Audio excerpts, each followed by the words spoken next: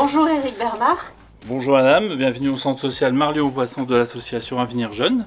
Nous voilà arrivés dans le bureau d'Éric Bernard, directeur du centre social. Vous posez des questions sur l'accès au numérique ?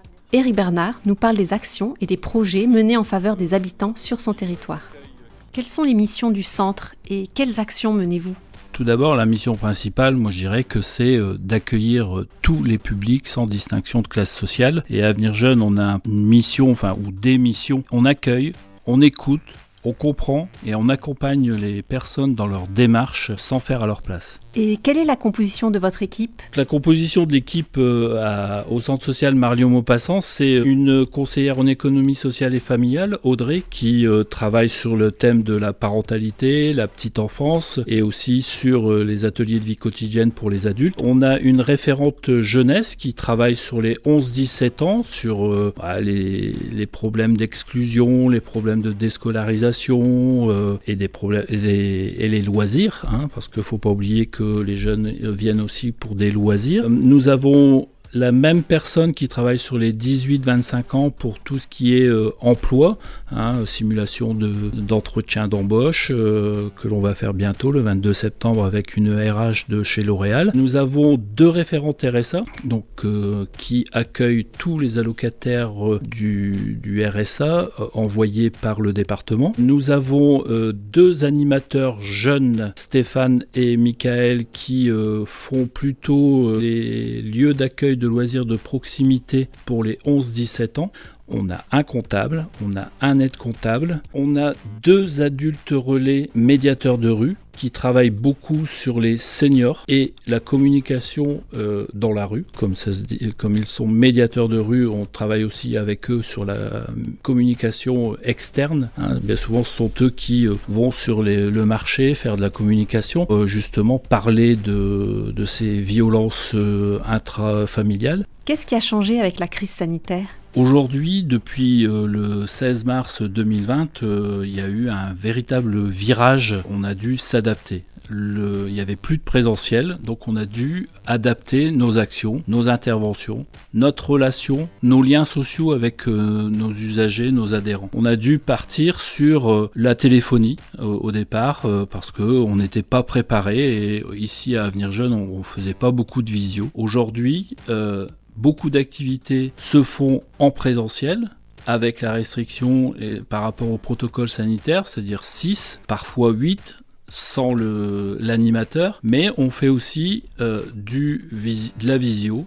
La visio, je crois que la visio, ça sera un avenir dans les réunions avec les partenaires, qu'ils soient à Lille ou à Amiens, parce qu'on est une grande région. Visio quand on peut, mais surtout présentiel quand il le faut, parce que aujourd'hui les parents ont besoin d'avoir des informations, d'être encadrés, mais qu'on leur fasse voir, parce que comme je vous le disais tout à l'heure, c'est que les parents qui ont des collégiens, aller sur Pronote pour avoir les devoirs et tout, ils ne le savent pas.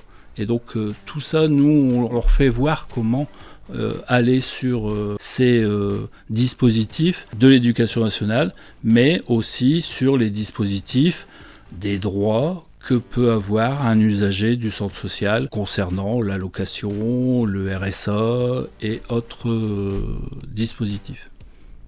Pour l'accès au numérique, disposez-vous de professionnels formés pour accompagner les usagers ? Aujourd'hui, nous avons la chance d'avoir 2 services civiques qui ont une sensibilité forte sur tout ce qui est sur l'informatique, sur le digital, le numérique. Ils reçoivent des personnes en individuel pour améliorer ou s'initier à l'informatique, à la pratique et à l'utilisation des smartphones, des ordinateurs, des tablettes ou autres. Et nous avons aussi des actions collectives, en particulier vers les allocataires du RSA, pour justement cette utilisation qui est encadrée par un professionnel, parce qu'on est vraiment dans des choses bien plus techniques. Donc on a une association qui vient dans la structure le jeudi matin pour initier toutes ces personnes allocataires du RSA à déjà créer sa propre boîte mail et à aller sur les sites, la CAF, Pôle emploi, la plateforme emploi où tous les allocataires du RSA doivent avoir déposé leur CV, et aussi de manipuler par exemple Word pour se créer son propre CV. Et on leur explique comment faire. Que vous a proposé concrètement la CAF du Nord ? Elle nous a proposé une convention qui nous lie, CAF et le centre social Marlieu-Maupassant, sur la mise à disposition d'un écran, quel qu'il soit, un ordinateur, une tablette, où les personnes pourraient venir faire une demande à la CAF, une demande de prise de rendez-vous, une demande d'attestation CAF, une mise à jour de leur situation pour la CAF. Nous étions très intéressés parce que après un constat durant les vacances qui avaient précédé, on avait eu beaucoup de personnes qui étaient venues pour avoir des attestations CAF parce qu'il y avait des inscriptions à la Croix-Rouge, au Resto du Cœur. On a donné toutes les attestations que l'on a pu, et suite donc à ce constat, nous avons signé cette convention pour que les usagers, les habitants de Caudry, parce que c'est pas forcément les adhérents ou les usagers, tous les habitants de Caudry, et je dirais aujourd'hui des petits villages environnants, viennent, poussent la porte de notre maison de quartier en centre-ville, bien souvent ils demandent, pour avoir une attestation CAF ou pour avoir une attestation de paiement ou remettre à jour leur dossier. Aujourd'hui, on fait aussi du Amélie, du Pôle emploi. Cette tablette, elle évolue, mais nous n'avons qu'une seule convention, c'est avec la Caisse d'allocation familiale du Nord. Vous avez au centre un cyberespace. Oui.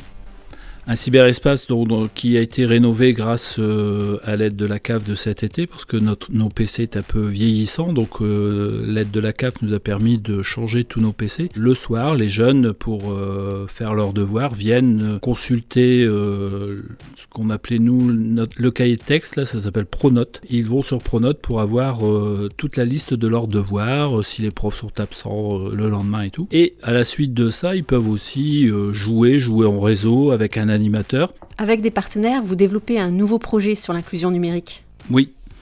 Alors depuis la fin d'année 2020, l'État a lancé un appel à projet sur la stratégie pauvreté par rapport au numérique. Alors là, il l'appelle stratégie pauvreté numérique. Et effectivement, comme je l'ai dit auparavant, la pandémie a accentué justement cette fracture numérique sur les territoires, au niveau des territoires ruraux, mais comme au niveau des territoires urbains. On s'est aperçu que y avait une très grande fracture chez nos habitants. Nous, sur le territoire du Cambrésis, on a voulu répondre d'une seule voix, c'est-à-dire les 8 centres sociaux fédérés du territoire du Cambrésis ont pris à bras-le-corps le projet. On a déposé à l'État un projet commun afin de garantir à chaque habitant du territoire du Cambrésis de pouvoir avoir accès au numérique pour remplir un dossier, pour faire aller sur impôts.gouv, pour faire pas mal de choses, en leur mettant à disposition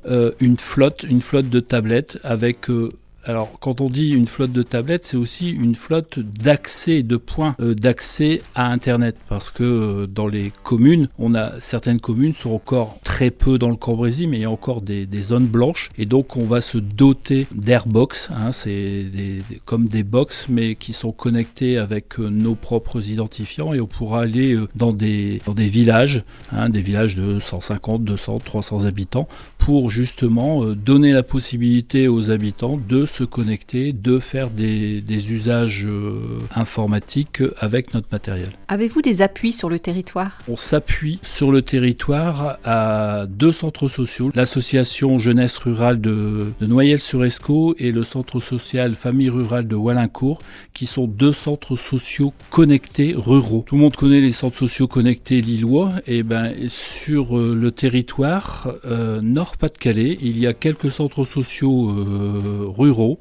qui se sont regroupés pour justement créer à peu près la même chose, de pouvoir donner l'accès à tous les habitants de leur commune de référence, de donner un accès numérique, de pouvoir imprimer des choses, des attestations CAF, comme on a pu l'entendre précédemment, pour les communes rurales. Ils se déplacent avec des kits imprimantes, ordinateurs, connexion avec une Airbox, pour pouvoir avoir ces fameuses attestations. Et on s'est appuyé sur eux. Alors il n'y a pas que ça, il y a aussi pour les professionnels de mettre les Google Drive et tout ce que font les centres sociaux ruraux ou les centres sociaux connectés de la région lilloise ou même ailleurs, il y a aussi, je crois, dans le Boulonnais, des centres sociaux connectés. On s'est inspiré de ça pour nous, dans notre projet sur la stratégie pauvreté numérique, on s'est inspiré de ce qui était déjà fait et on va essayer de le mettre en place sur tout le territoire du Cambrésis, pour n'oublier personne. À notre territoire du Cambrésis, plus particulièrement Caudry. Et je remercierai la CAF surtout, on a parlé beaucoup numérique, et grâce à la Caisse d'allocation familiale du Nord, à la décision que le conseil d'administration a pris en juillet 2020, d'octroyer une subvention exceptionnelle à tous les centres sociaux pour justement développer le numérique ou le digital.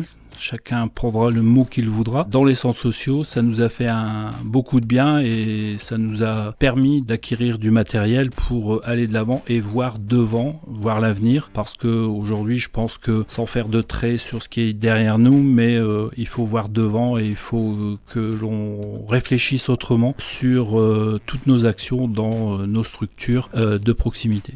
Nous voilà à la fin de ce podcast. Nous remercions Éric Bernard pour son accueil et pour toutes les réponses apportées à nos questions. Pour en savoir plus sur les actions et les projets, nous vous invitons à contacter directement Éric Bernard au centre social Mario Maupassant à Caudry. Merci pour votre écoute et à bientôt.